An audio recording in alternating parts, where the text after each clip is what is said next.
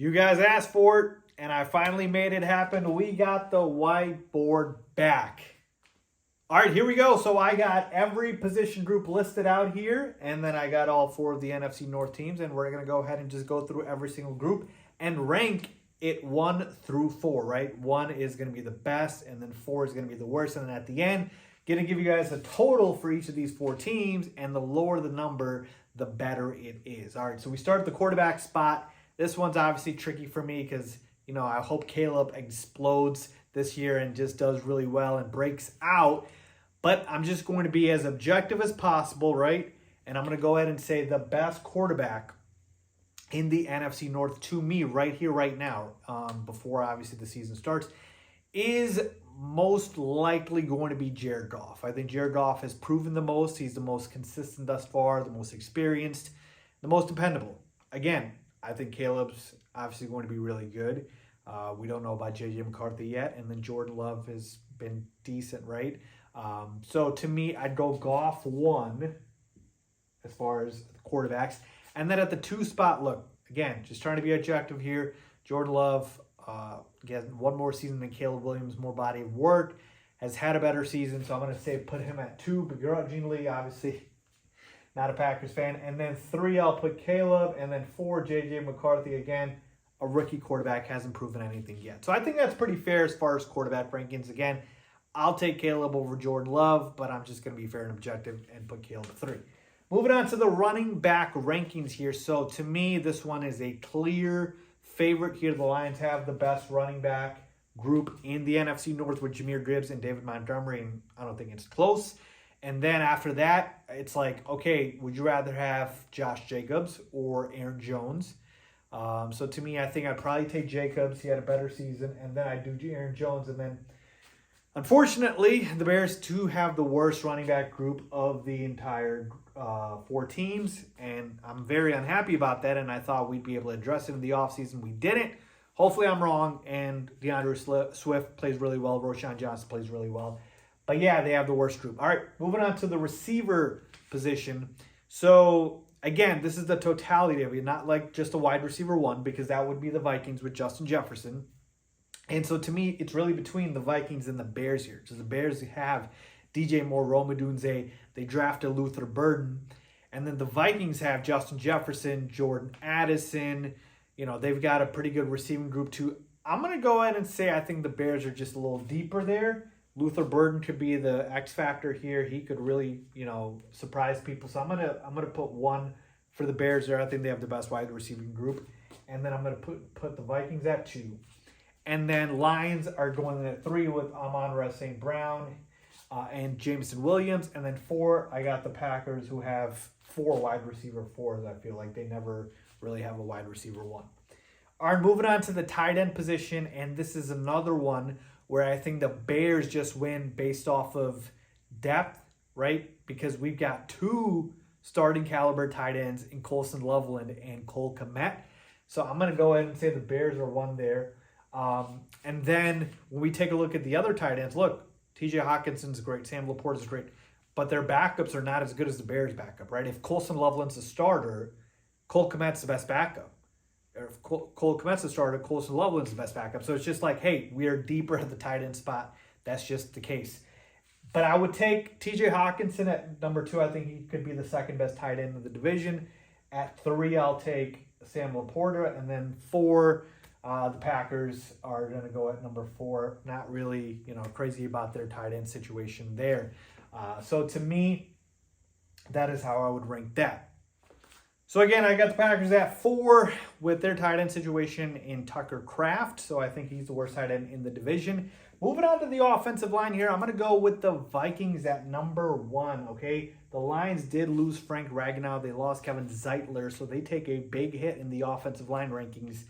So give me the Vikings, who have Christian Darrisaw. They went ahead and signed Ryan Kelly in free agency, added Donovan Jackson in the draft, added Will Fries in the draft. Like, that's a good offensive line group right there, right? 2, I will say the Lions again. They did lose, you know, obviously Ragnow and Zeitler, but you still got Penei Sewell, still got Taylor Decker, so still a solid group there.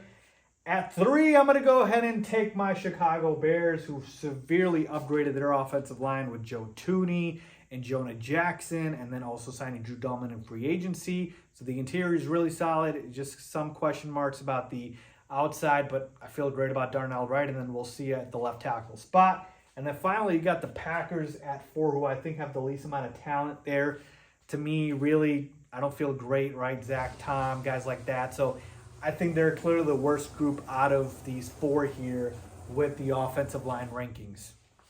All right, moving on to the defensive line here. To me, I think I will take the Lions at 1. Now, a lot of that does depend on Aiden Hutchinson's health if he comes back and is at full strength. But they still got DJ Reader, still have a solid defensive line. So I'll take the Lions at 1. Number 2, give me the Packers. This one's debatable, but they still have Kenny Clark, still got Rashawn Gary, so it's a fairly solid defensive line there. I will take the Bears at 3, who added Grady Jarrett. They also added Dio Adegbo in free agency, still got Montez Sweat, so maybe you can flip-flop the Bears and the Packers there. So I wouldn't mind that either.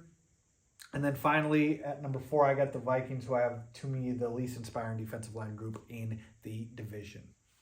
All right, moving on to the linebacker spot here. Give me the Lions at number 1. They've got Alex Anzalone, and they've got Jack Campbell, so that's a formidable group right there.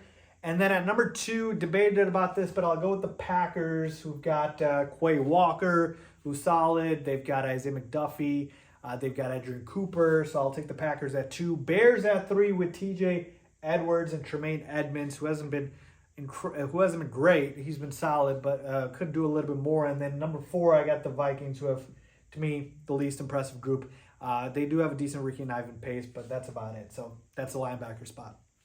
All right, moving on to the cornerback spot. Give me the Bears here at number 1, who've got a stud cornerback, shutdown 1 in Jalen Johnson. You also have Kyler Gordon, who they extended. You got Tyreek Stevenson. So, yeah, best cornerback group in the division to me by far. At 2, I'll take the Lions, who've got DJ Reed. They got Terrion Arnold. That's a decent group right there. And then I would probably take the Packers at 3, even though they did obviously move away from Jair Alexander and cut him. But, to me, them and the Vikings, both their cornerback groups are not great. So to me, a lot of decently unproven guys for both of them. So I guess if you want to flip-flop that too, I'm fine with it. But it's clearly 1 and 2 with the Bears and the Lions. All right, safety up next. I will go Lions at number 1. They've got 2 really good safeties in Kirby Joseph and Brian Branch. So that is, to me, who I would take with the 1 spot. And then at 2, I'm going with the Packers, who have a stud in Xavier McKinney. So he really does a lot of carrying there as far as, who they have. And then 3, I'm going with the Bears, who have Jaquan Brisker, who, again, was dealing with a lot of concussions. And so he didn't play a lot last season, but you expect him to be back fully this season, hopefully, no more concussions. And then Kevin Byard, who was solid for them last season. And then at 4, I'm going with the Vikings again here, who don't have a lot as far as the safety position compared to the other teams. All right, special teams, which I think is really mainly dependent on the kicker, although obviously you still got the return team and then you got the punting team as well. I'm probably going to go with the Bears here, honestly. They've got, to me, the most reliable kicker in Carlos Santos. You got a great punter as well that they drafted. And then, we'll see as far as, the kick return game there. And then take a look at the other kickers in the division. The Packers have Brandon McManus. The Vikings have Will Reichard, who was a decent kicker for them last season. So I'll go with them at 2. Lions have Jake Bates. That's the worst one, I think, or most unproven at 4.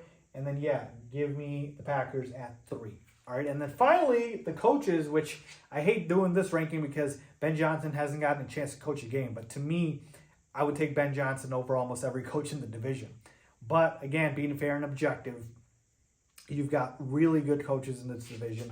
To me, the best one, though, is Kevin O'Connell for the Minnesota Vikings, man. I think he gets the most out of his guys. And to me, he's a mastermind. He's a crazy good coach. So I'll take Kevin O'Connell at 1. I'll take, obviously, the Packers coach at number 2. We are, of course, talking about Matt LaFleur, so he's going at number 2, and then I'm going to go with Dan Campbell at 3, and then again, Ben Johnson at 4. You see why I hate this? Because, like, literally, it is so unfair that Ben Johnson has to go at 4, because I think I take him over every coach in this division, maybe outside of KOC, but yeah, honestly, I don't like it. But again, other 3 guys are just so good and so proven that I almost have no choice.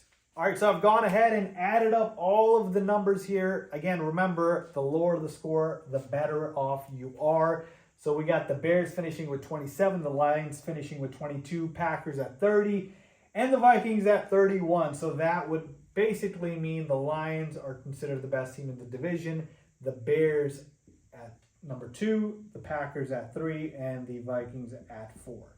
Now, again, keep in mind, this is obviously on paper, right? We got to still play the football games. But I think this is a pretty fair assessment of kind of the rosters for each of these 4 teams in the division. I think the Bears have just about as much talent as anybody in the division, but they just got to go out there and prove it. So to me, I think this is accurate, and I think there's a world in which the Bears do finish probably second in the division to the Detroit Lions. And I feel like the Vikings are going to regress, and they'll be the worst team in the division. And then the Packers at number 3, who, again, not crazy about. So let me know what you guys think. You agree or disagree? No worries. Leave a comment down below. Please do like, subscribe, and hit the bell icon for the video, man. Really appreciate it. And let me know if you guys want me to keep with the whiteboard videos down below. As always, thanks for watching.